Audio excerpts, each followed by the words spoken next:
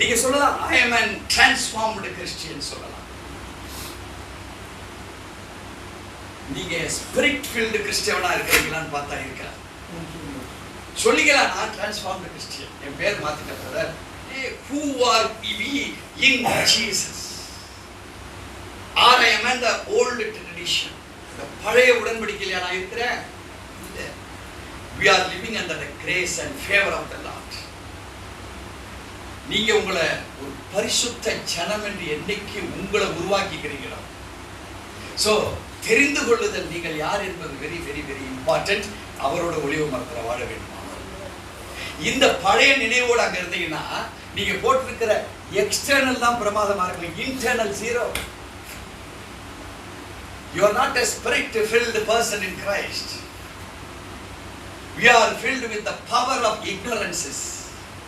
நாம் அறியாமையின் கட்டுகளிலே கட்டப்பட்ட ஒரு கிறிஸ்தவனாக நாம் இந்த உலகத்தில் வாழ்ந்து கொண்டிருப்போம்.